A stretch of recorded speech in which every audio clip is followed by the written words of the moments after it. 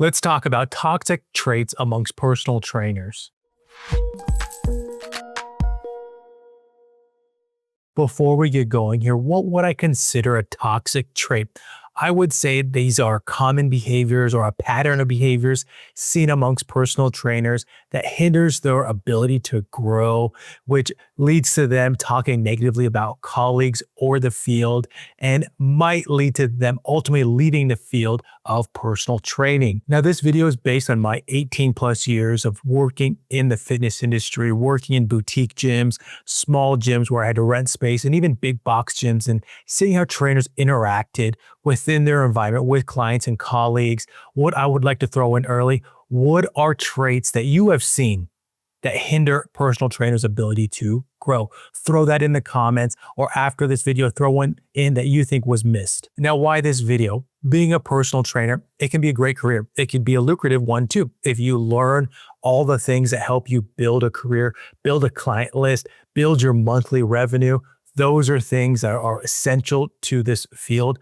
And also you get to help people with their health and fitness goals. Some people will come to you thinking that they will never be able to achieve certain things, and you will help them surpass these things. And the smile that they give you and that feeling of achievement is something you can't put a price on, but you do need to learn a lot of things early on, things that are not in your entry-level certification, things that are not really thought of being a personal trainer. But if you can learn these things early on and hopefully avoid them, you can turn this into a long-term career. First one here, staying too focused on one training modality, system, or program. Whether we're talking about a specific training tool or a programming model or some type of program that you saw that you're following, these are all things that are inside your trainer toolbox. That's a really common thing that you're going to hear in this field. Now, depending on the client or potential client that is standing in front of you,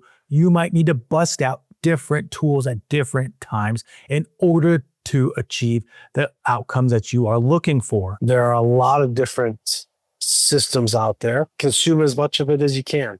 Consume as much of it as you want. No matter how bad you think a system is, there are going to be some redeemable qualities with it. No matter how great a system you think there is, there's going to be some negatives to it. Now, through experience, you have to then put those systems into action in the lab. And then with your own experience, go, yeah, it didn't work right there. And then you're gonna make mistakes. We're all gonna do it. And it's just part of the process. It's gonna happen. The mistake is when you repeat those mistakes. Let's dive a little bit deeper into that and why being versatile as a personal trainer is important. The time of the gym, is it peak hours? Is it a light or piece of equipment taken? That can dictate the exercises that you are going through with your clients.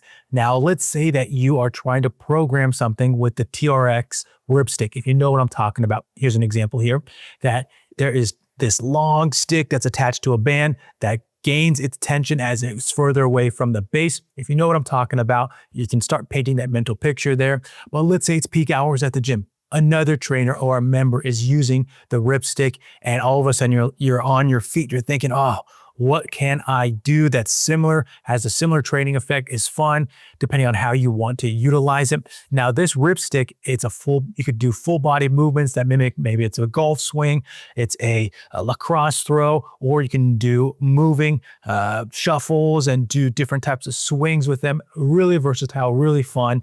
People will like it because it's hands-on, gets their heart rate going. A lot of benefits of it. But what if it's taken? What can you do? If you know what things are, like the Viper Pro or maybe the Steel Mace, you can incorporate different exercises with these tools to get a similar training effect. Now, why did I bring up this example here?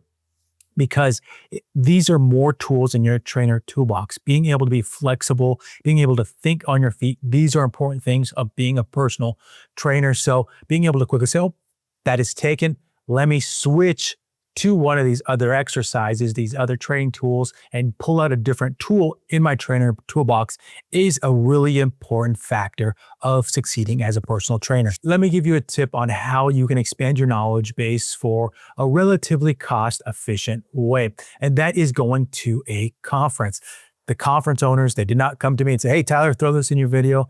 This is a common thing that I hear from the owners is how people typically stay in their own lane. They don't weave away from the education that they are already knowledgeable in when there are tons of different items at these conferences. If you've never heard of things like Viper Pro, you never heard of the ripstick, you never heard of different unconventional tools, or really know how to utilize things like a kettlebell, these conferences afford you a way to get hands-on practice with these tools and hopefully be able to start integrating them into your programs and see how your clients like them. Now, if you feel like I do want to learn more, at least you have a little taste of something and you're not going into it cold and uncertain if it's going to pay off because you already know that your clients like it, and furthering your knowledge in this area is only going to benefit your business. Next one here, being too protective of ex-clients. This one is more pertinent to trainers that are working in a big box gym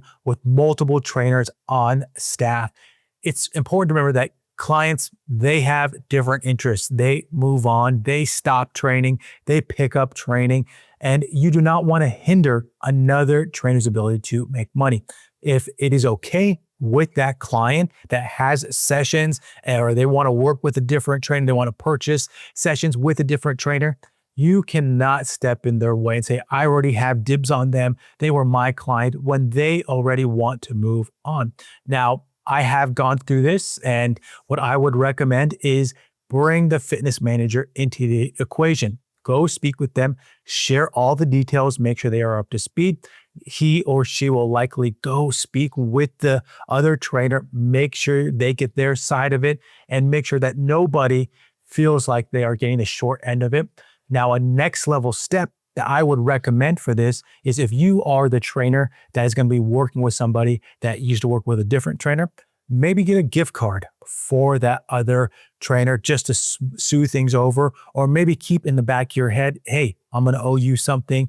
I really want to thank you for letting me take over the sessions for this client. These are things that really help the environment, make sure that shows your professionalism as well. Who knows, maybe you want to be a fitness manager one day, and if you are able to show those abilities early on, these are all things in your bag that when the time comes, they're looking for a manager, you already have that experience. Toxic trait number 3 here, worrying about your fellow trainers. If you're working in a gym with multiple trainers, most likely a few trainers train similar types of clients, but more than likely, each of them has developed a niche or a clientele base over the years of grinding it out. The reason why I threw this one in here is if you are worrying about how trainers are training their clients, how they dress, what they are eating. Yes, we work in a very superficial industry and this stuff happens. All these types of things detract from building your business. The tip for this one is instead of worrying, thinking, oh, this is my enemy, or oh, this is my competition, go ask them for advice. If that trainer that you are thinking about has clients, has a big client base, they're obviously doing something correct. They are doing something that is helping them build a client list, build their monthly revenue, and they're staying in this industry, the thing that you want to do. Go ask them for advice on something that you're struggling with. Is it the fitness consultation? Is it the closing? Is it assessments? Whatever it might be, go ask them, seek advice for them, and then take that advice and apply it to your business, your way of doing things, your personality, and even the way that you train individuals. A quick break in this video. If you are needing CEUs, make sure that you head to the link that's in the description where you can find all our online courses that have pre-approvals with NASM, ISSA, ACE, AFA, NTSF, and with Nesta. We of course offer free content on our YouTube channel, but if you're needing professional ed, with some of them even having the full amount to recertify, make sure you head to that link. And now let's get back to the video. Toxic trait number 4, not valuing the business aspect of being a trainer. This one is for the trainers that are considering going off on their own or want to start their own business eventually. The administrative end of being a trainer is often put to the side early on. They think that's not important. Oh, I don't have to do that. But it's the one that decides if you're making a profit. This is things like the marketing end, your overhead, necessary startup items. And this is why it's beneficial for some trainers to start working at a gym, because these things are often taken over by them. So a lot of trainers, because they like to work out, think they know how to run a personal training business. And I think the stats in our industry is that 50% of trainers fail within the first 2 years. And that's never changed since I've been in the industry for 27 plus years. So I think trainers, they're very enthusiastic when they come out of, they get a degree in kinesiology or biology, whatever, or they get their ACE certification.